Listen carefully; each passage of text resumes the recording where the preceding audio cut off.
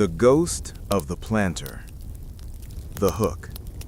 In the moonlit waters of Charleston Harbor, 1862, a side-wheel steamship glided silently past the heavy cannons of Fort Sumter. On the bridge stood a man wearing the distinct straw hat and long coat of a Confederate captain. As the ship passed the final checkpoint, the guards waved him through, unaware that the captain was actually a slave. The cargo was a group of terrified women and children, and the ship was a stolen prize of war. This is the story of how Robert Smalls didn't just escape slavery, he hijacked it. Chapter 1. The Water's Edge. The humid air of South Carolina in May 1862 was thick with the scent of pluff mud and the looming threat of iron. Robert Smalls stood on the deck of the CSS Planter, his hands familiar with every splinter of its wood and every hiss of its steam engine. Technically, he was a wheelman, a pilot. In reality, he was a slave whose expertise was indispensable to the Confederate Navy, yet whose humanity was unrecognized by the flag that flew above him. Robert was born in Beaufort, South Carolina in 1839. He had been raised with the sound of the Atlantic crashing against the shore, a sound that whispered of horizons he wasn't supposed to reach.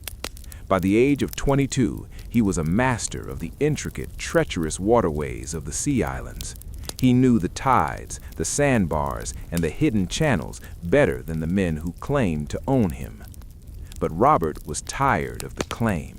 He looked at his wife, Hannah, and their 2 children. Under the laws of the Confederacy, their family was property. At any moment, they could be sold, separated, and scattered like ash in a gale. "I'm going to take the ship," he had whispered to Hannah nights before. She had looked at him with a mixture of terror and resolve. "It is a risk of death," Hannah replied. "We are already dead in this life. I would rather die reaching for the light than live forever in this shadow." The plan. The CSS Planter was a high-stakes prize. It was a 147-foot-long luxury transport converted into a heavily armed dispatch boat.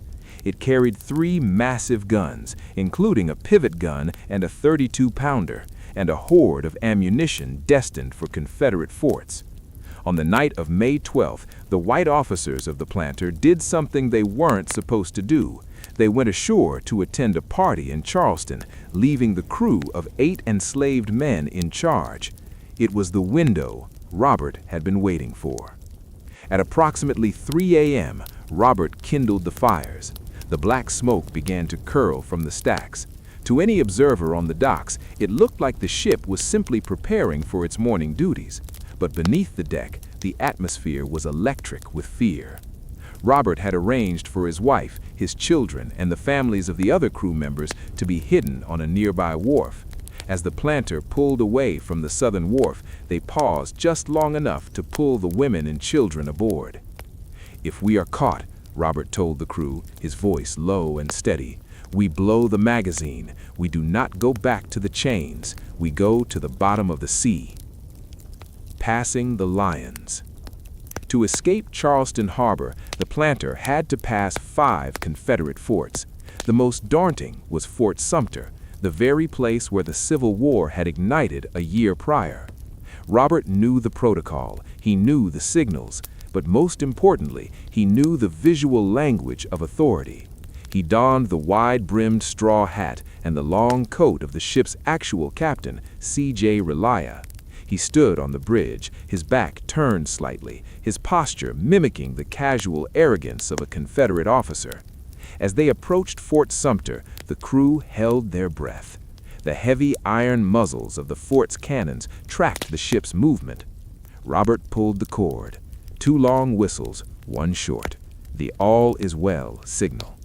The lookout at Fort Sumter peered through the gloom. He saw the familiar silhouette of the Planter. He saw the familiar hat of the captain. "Past the Planter!" the lookout shouted. The ship steamed forward, and as they cleared the range of the fort's guns, the sun began to peek over the Atlantic horizon. The Confederate flag was still flying from the mast, but as soon as they were out of range, Robert hauled it down. In its place, a white bedsheet provided by Hannah was hoisted into the morning breeze. The meeting of two worlds. The Union Navy blockading the harbor saw a Confederate ship charging towards them at full steam. The USS Onward began to pivot its guns, the sailors preparing to blow the rebel vessel out of the water. "Wait!" shouted an officer on the Onward. "There's a white flag!"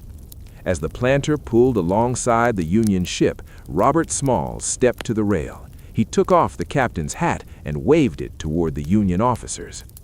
"Good morning, sir. I've brought you some of the Confederate New Year's presents." The Union sailors stared in disbelief.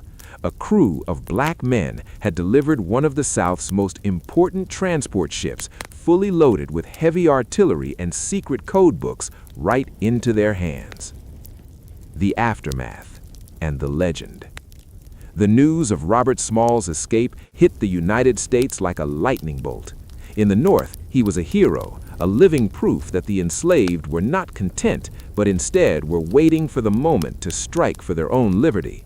In the South, a bounty was placed on his head that would remain for the duration of the war. But Robert wasn't finished. He didn't just hand over the ship and walk away. He became the first African-American captain of a U.S. vessel. He used his intimate knowledge of the South Carolina coast to lead Union raids, navigating through minefields that he himself had helped the Confederates lay.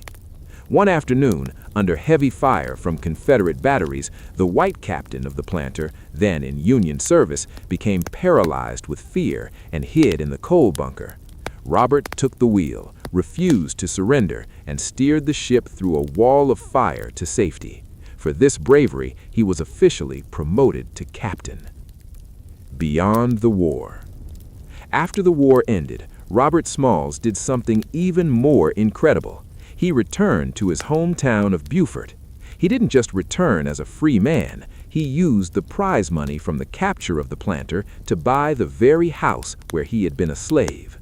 When the former master's wife, now elderly and suffering from dementia, wandered back to the house thinking she still lived there, Robert didn't turn her away. In an act of radical grace that defined his character, he allowed her to live in her old room until she passed away.